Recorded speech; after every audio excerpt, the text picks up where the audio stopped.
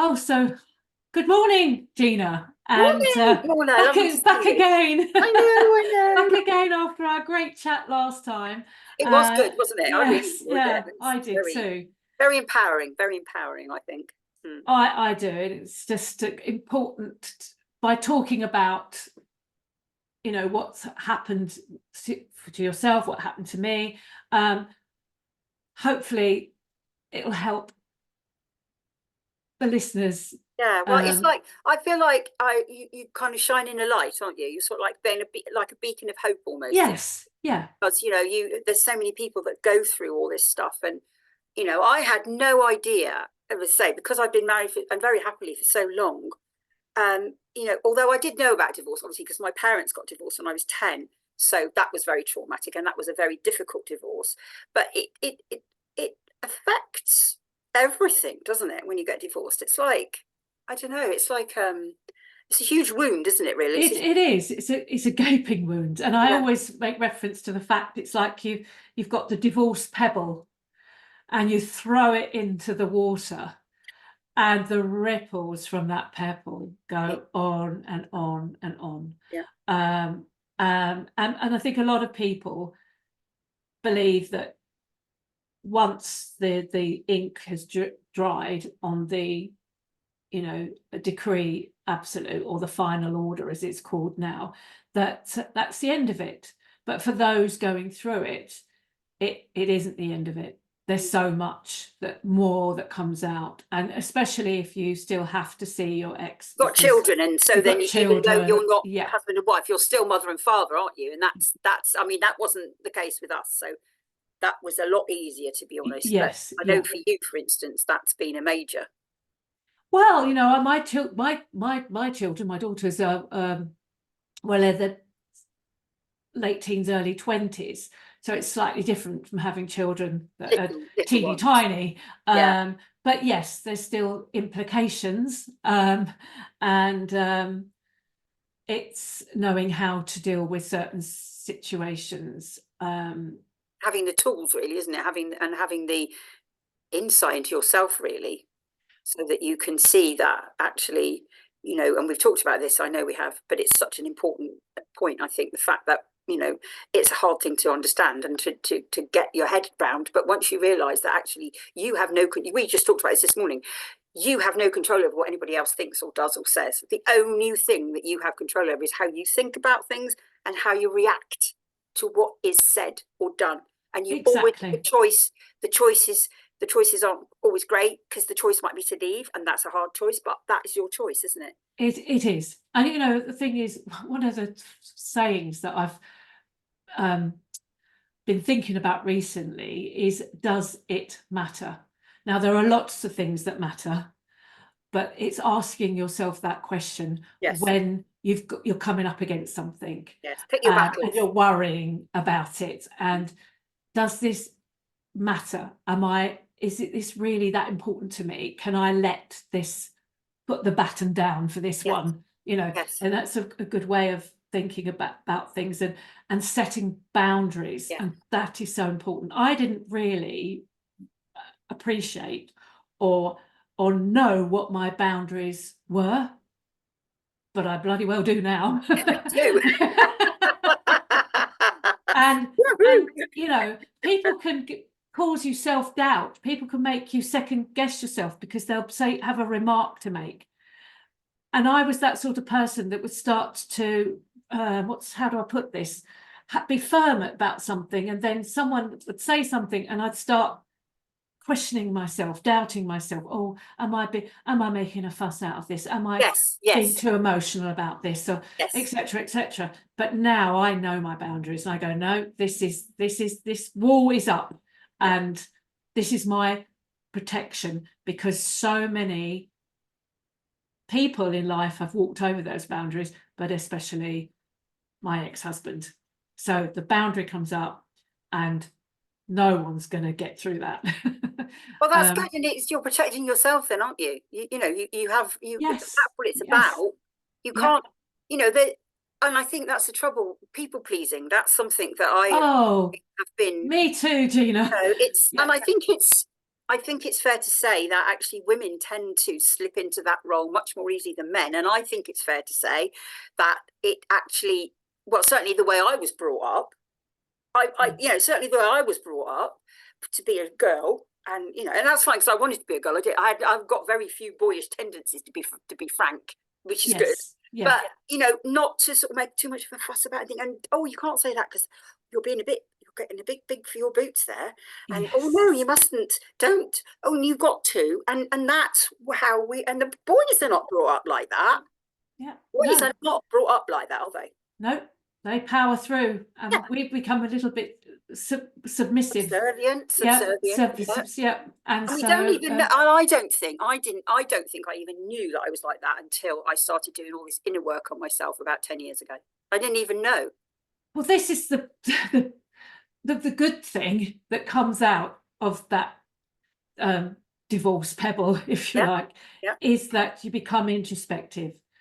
You evolve, and you start to learn about yourself, to understand what makes you tick, to understand what boundaries you've let down, and so then you start to build them up again.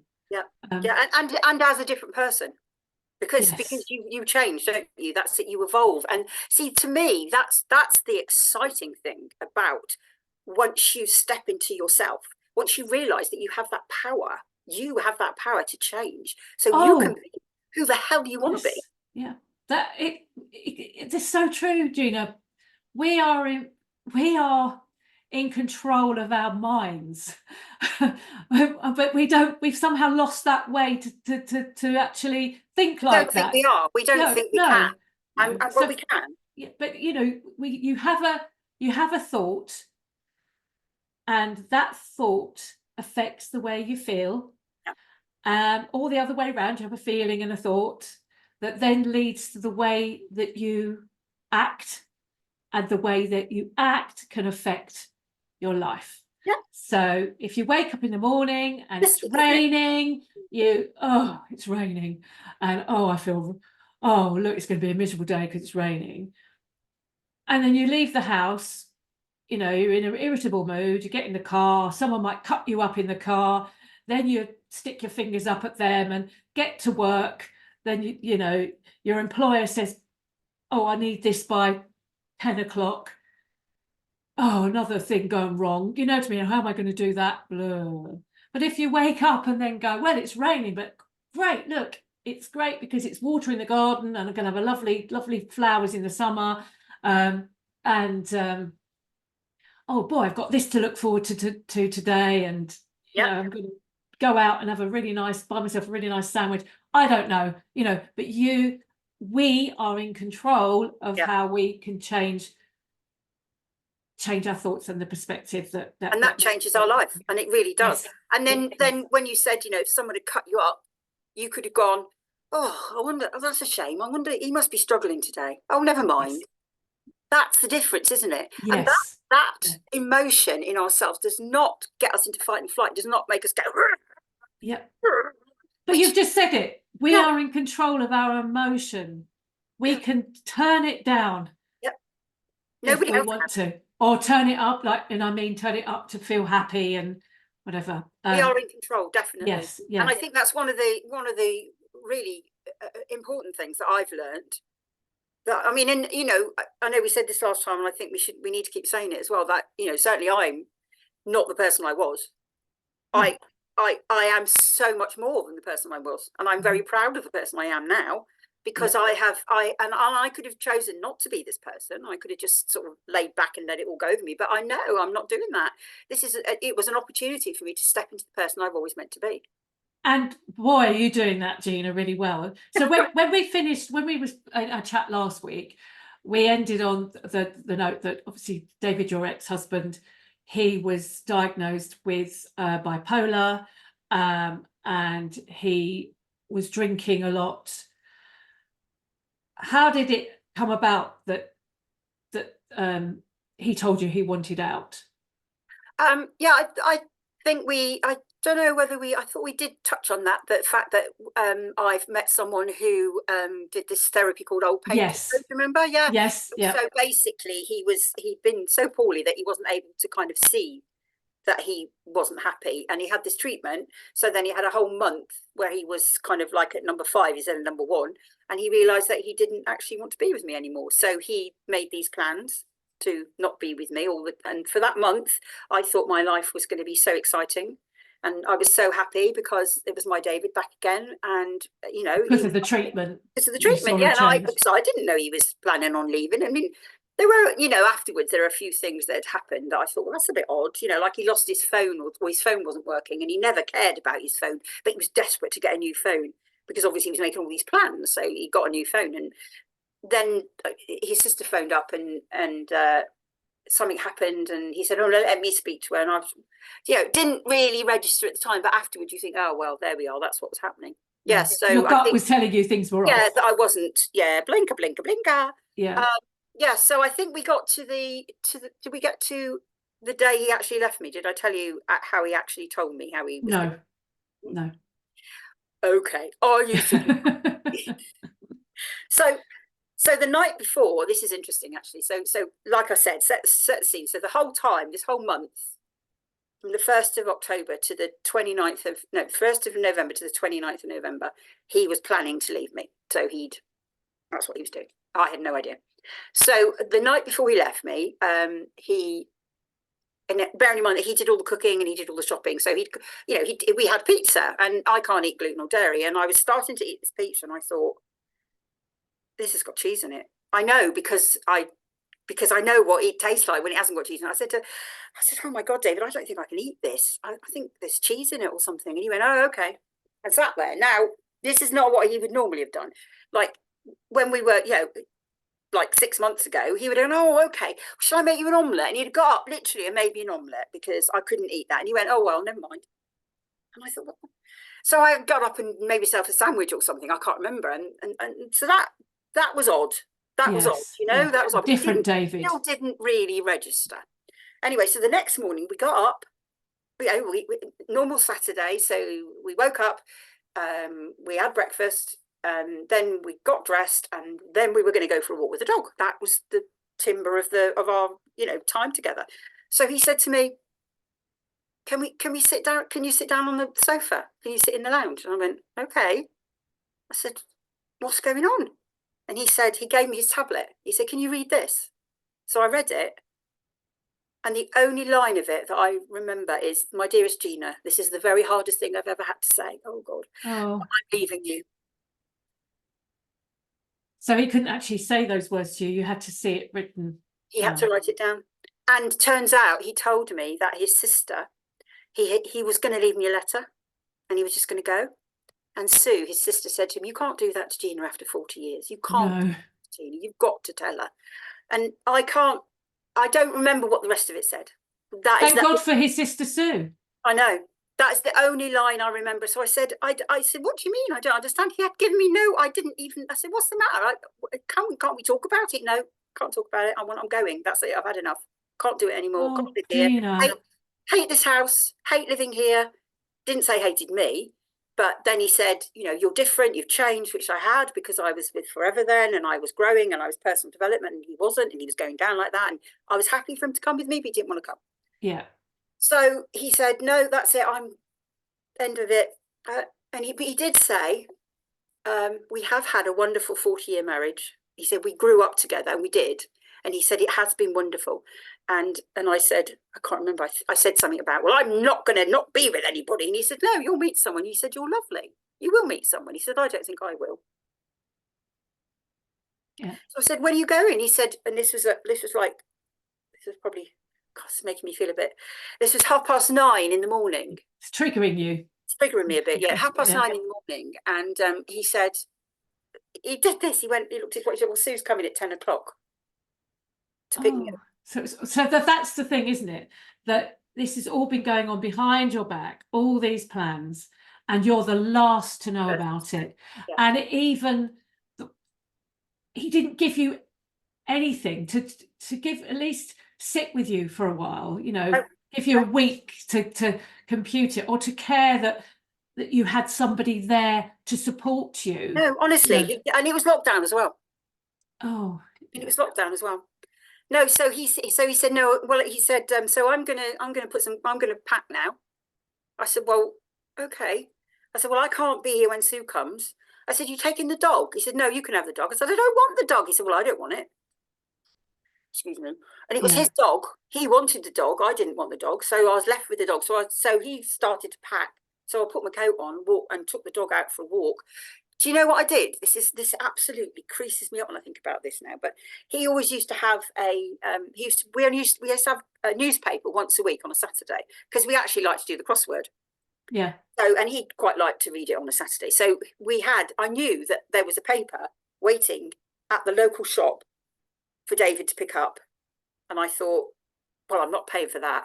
I'm going to go and cancel the paper. I think we go into like overdrive because you're in shock. I really was. You're trying to compute it, or you're hyper vigilant.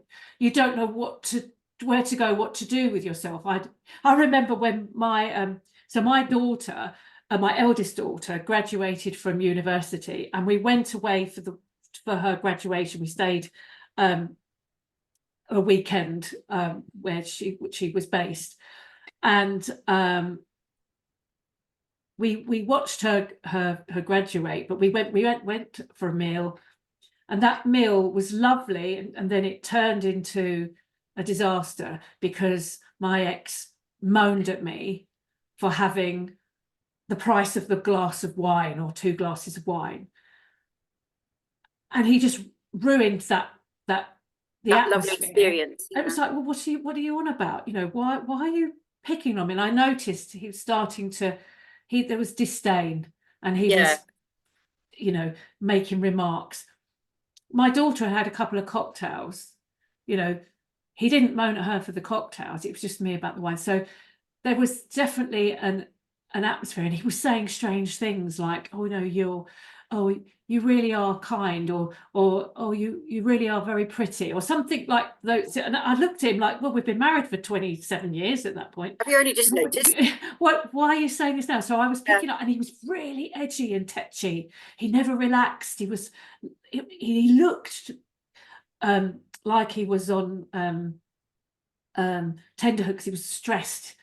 Anyway, so we had, coming back, because I wouldn't have words with him in front of my daughter and spoil her weekend, but coming back in the car, I said, what is going on? What was that all about? And he went, I'm driving. I don't want to talk about it. So I said, well, when are we going to talk about it?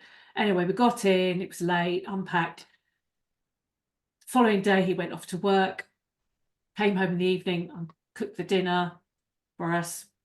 And he sat down, he said, I don't want this. And I thought he was making reference to the dinner. Food, yeah. Like, why don't you want it? I thought you liked steak or whatever it was. And he went, no, I don't want this anymore. He said, I need time and space. I need time, I need space. So, I felt sick to the stomach. I said, what do you want about? What? Because there was, like you, there was absolutely no build up. I mean, in fact, I'd had Christmas cards telling me that he loved me, and Valentine's card or whatever, and so it was, we'd even just had a room, we had a garage, and above the garage was a room, and he'd had it carpeted because I bought some gym equipment. So that's not someone who's planning to leave, is it? Someone who's putting stuff. I find now I know he's using gym equipment because he wanted to buff himself up. But anyway, so the following morning, he was packing a bag to go, and I really thought he would sleep on it, and it was just words, but no, he was going to leave. And as I say, I got up as normal, getting ready to go to work. What else can you do? So I was in my dressing gown, putting my makeup on, and I went into the room and I said, oh, you're actually going then? Shaking, crying. And he looked at me and he said, are you going to work? Are you going to work? He said, I'm going. Are you going to work? I looked at him, was like, what? You're leaving me, and you think I'm just going to carry on? Oh, bye, after 27 years. Yeah. But again, he didn't say he was leaving because he had another woman. He just said he was leaving because he needed time and space. That's were his words. When I asked him if he was seeing another woman, because he cheated on me 6 months after we were married, and begged me forgiveness then, told me he loved me so much. But anyway, so when I asked him, are you seeing someone? He looked me straight in the eye, Gina, and he went, no, I just need time and space. Now, you know, the rest, it goes on. There's more, but it leaves you, well, your nerve endings are all jangled. No, You feel physically sick. It's like your whole body's raw.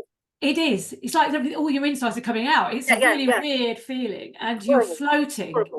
You're going through the motions, but it's like there's movies where there's everything's going on whizzing, but the person, the character's stuck, but everything's. I remember going shopping to the local supermarket to get our, weekly shop, whatever I normally do, and I was in there and I was wandering around each aisle looking at everything on the shelves, but not actually putting anything in the basket because I was just in a fog. In a fog. So I completely get why you went and to the newsagent or wherever and cancelled the paper, which wasn't actually priority at that time. Not really. But it's because you didn't know, you were in shock. Because and the thing is, I remember I was walking in the street, in the village. It's a lovely village, and tears streaming down my face. And there's two thoughts in my head. One, because I don't know if I've said this, but we had given up drink. We had both given up. Yeah. And we were 6 years sober then. Yeah, because it's 3 years. Yeah. So in my head, I was saying to myself, well, I am not bleep, bleep, bleep drinking over this. I'm just not doing it. Good for you. That was, and the second thought, because bearing in mind that he'd done all the cooking for the past 40 years, and I literally couldn't cook. I hadn't even boiled an egg in the last. I just literally did not cook. How am I going to feed myself? Thoughts in my head. Do you think he was aggrieved about that? Do you think it was one of the reasons? Because him doing all the cooking? Yeah. Well, he never. No, I mean, because he was just so good at it. He just did it. It was like he didn't even think about it.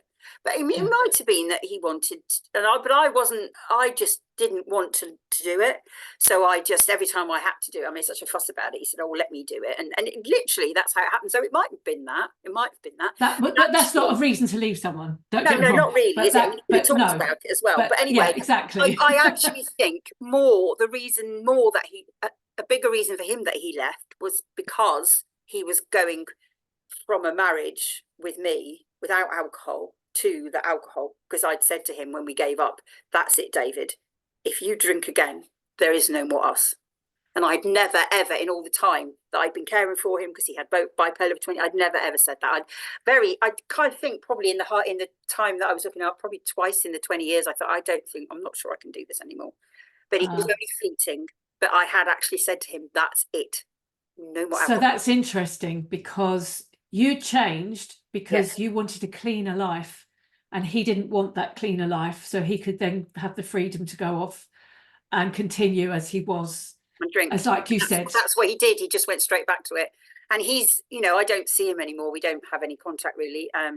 He's very poorly because I'm not looking after him anymore, and I'm not getting him to drink the supplements and take all the things and have the diet and not drink. And the last I heard, he'd had to sell the car because he couldn't drive anymore, and he got himself one of those mobility scooters. And how old is he? He's 2 years older than me, so he's 69. Okay. So yeah. So there's the choice that he made. That's it, exactly. But me. Look at you. So we've been talking about the trauma wound. Yeah. And I've always described it's like a deep, deep cut. You can imagine a deep, deep cut, and it takes ages for it keeps seeping and seeping and weeping, and you keep bathing it and bathing it and bathing it, and then eventually it starts to dry, and it knits back together just like a wound. And then you're left with a scar. Yeah. Yeah. So so the scar means that you move on, you do the work to you put the work in for that wound to heal. You must put the work in. Yes, because if you don't, it just it festers, and it Yes, actually and opens up again. And you know what? And my mum, my lovely mum, I told you they got divorced. Mhm. And this was, I was 10, so this is like 57 years ago, which is like not many. I think my sister and I were the only kids in the school that had divorced parents. Yeah. So it's like because a it big wasn't so thing. common. It was Yeah. a stigma. And when mum told my nanny, who I was absolutely, I loved to bits, what had happened, she said, "Well, you've made your bed, you've got to lie in it." That was her reaction to it. Didn't want anything to do with her for 6 months. So, oh, where was I going with that, Paula? Where was I stuck? Well, I think it was just about the stigma around divorce and the wound. The wound, that's it. Yeah. Yeah, the wound, wasn't it? And that's it. Got it now. So Mom never got over the divorce. She was so bitter about my dad the whole of her life, and she was a really ill person. And I'm convinced that all that it's because she hadn't dealt with it. She still had this so much anger towards him, and I'm not surprised because he was an absolute thing. He was a philanderer. He was a philanderer. Philanderer, yep. Just like from the minute they got married. So, you know, and a lot of other things as well. Yeah. But she, instead of moving on, she didn't. She stayed stuck. And you can choose that. But when you choose that, there are consequences. The same as when you choose to grow, there are consequences. When you choose to grow, they're positive consequences. When you choose to sit and fester and live with that trauma and relive it and not forgive and not let it flow and not move on, there are consequences, and they are negative consequences towards your health. Because totally, absolutely, you know, I always say to my lovely clients that come to see me, they're crying and crying and crying, and I say to them, cry, because the way I see the tears are coming out, but it's like poison. So if the tears don't come up, the poison stays within, and it affects your organs. You know, you hold on to it. You hold on to it. So let the tears out as much as you possibly can. If they're coming every day, don't hold back. Boo hoo, boo hoo. And it could be then. Oh, you notice one day. Oh, I've not cried today. Yeah, or I've only cried for 5 minutes instead of 15. Yes. And then a week later, you think, oh, I haven't cried all week. And then all of a sudden you get triggered and you'll cry. But again, that's because the healing is still needs to be done. And I'm, 9 years since my divorce, and I can still get triggered now, and I'm being totally honest. But because I have done the work, because I know what I can do to help me, because all the coping mechanisms, haven't you? Coping as a divorce coach, I know what they are. I've also had coaches and people help me. Yeah, exactly. As a coach, you need to be coached, don't you? Yes, yeah. And so it's assisted me on my journey to move forward with my life. So I don't stay stuck, and I don't feel enraged by it. As I say, I get moments when I am angry, but we're all human. It's not there's no magic wand. If I could wave a magic wand, boy would I, on people. I know. And so do you still feel like you're healing? Good question. Yes. Yes, I think, because 40 years is a long time. And although I have moved on, I still get I mean, I suppose it'll always be with me, won't it? Because you have a trauma But it's that scar. it doesn't go isn't away, it? does it? Yeah, you've still got that scar. It's a reminder there, and Yes, then exactly. But but it's it's so not much. going to open up. So, well, for instance, when we were talking about this just earlier on, when I was Yes. explaining and sharing, because I haven't really gone into detail like that with anybody for ages, because it's, why would I? So that started to make me feel, you know, and it does. In fact, it's quite interesting because some people say to me, 40 years, why did he? That was a long time. Oh my goodness me, you know, how, what changed? What changed his mind? And I, you know, the fact of the matter is that he, as I explained, he had his mind change. He changed his mind because he was able to think about how he was feeling, and I think he probably would have. We probably would have got separated earlier if he'd been able to be well enough to think about it. Yes. Because and oh, actually, I know he wasn't. I didn't know he wasn't happy, but a friend of mine who was doing a bit of coaching with him, and I'm very, very close with her now, she did actually say to me, well, I knew he wasn't happy. She couldn't tell me because No, I didn't confidentially, but now he's gone. She sort of said, well, you know, I did know that there was, and I said, well, I just wish he'd talked to me about it. Well, yes, because you can't deal with what you don't know. How can I deal with that? I mean, but actually, in fact, what he wanted was completely separate. What he wanted out of he wanted out of the relationship.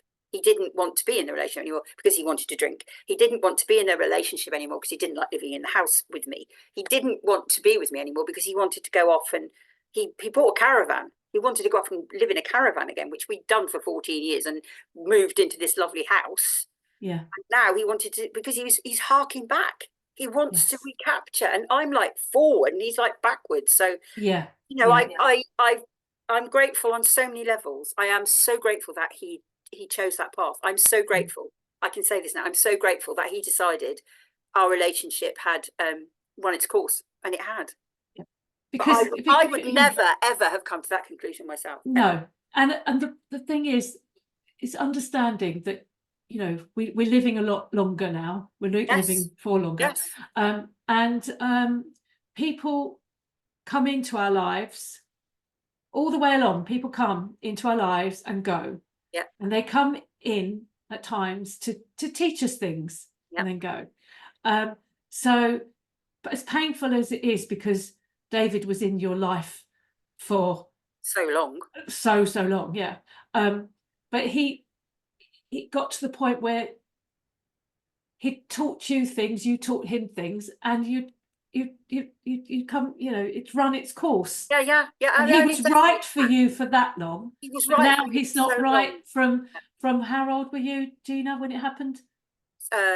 67, 64. When I'm 64, that's so haunted me, you know. Well, you still leave me. No, apparently. Oh, but there you go. So, you know, he served, you served a purpose to each other, and then it was time to move on.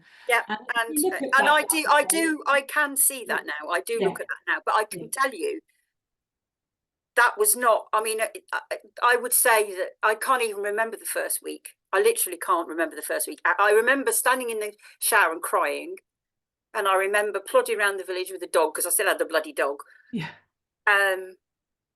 And it just went in a blur, because it was just so awful, you know. I just felt I couldn't even, I didn't know, it was like I'd lost half my body. A limb had been cut.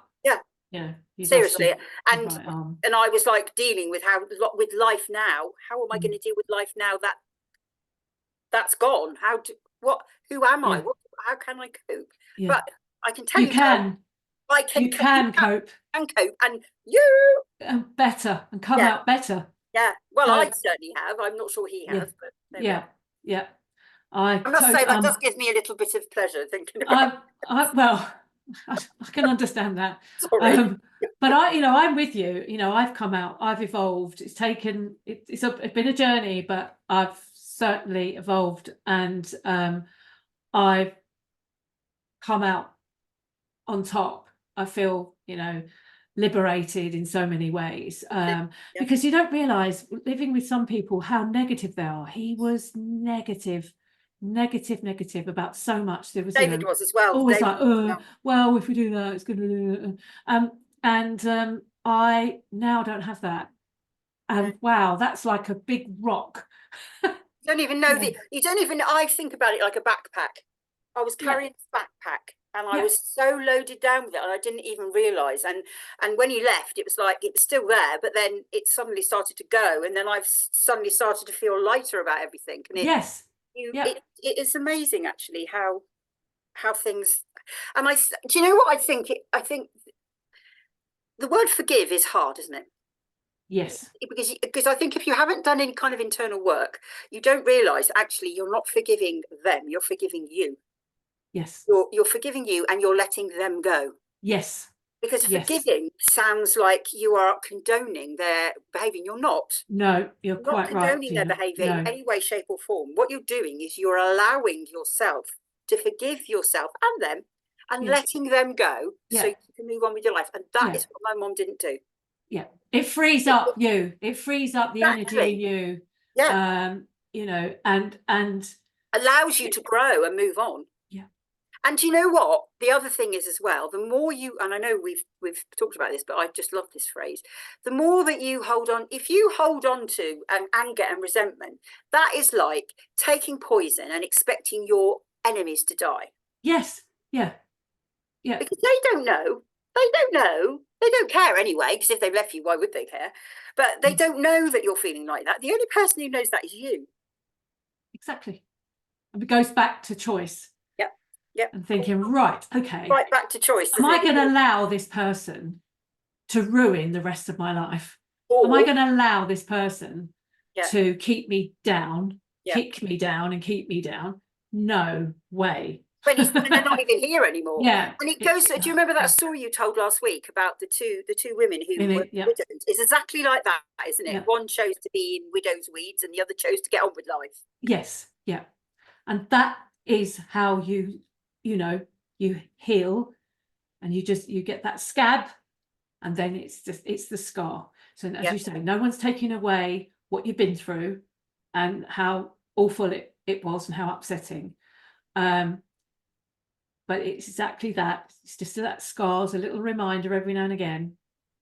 Yeah. Yeah. But you don't. And hopefully the thing is well, you've learned. You learn things. You learn, if you learn Oh boy. from an experience. I mean, one of the things that I struggled with for a long time was, these people say, oh, there's no such thing as good and bad experiences. They're all learning experiences. I'm thinking, well, I don't agree with that. But actually, it's true. And you can always learn from things that happen to you. And if you do that, even if it was a very difficult experience or was a very positive experience, then that's good, isn't it? Because you've learned something from it. Yeah, definitely. Yeah. And that brings us nicely to the end of our chat today, Gina. One of the things I was going to say is actually it's important to pay attention to life's small pleasures and cultivate an attitude of gratitude. Oh yeah. Okay. Oh, 100%, 100%, 100%. Yeah, definitely.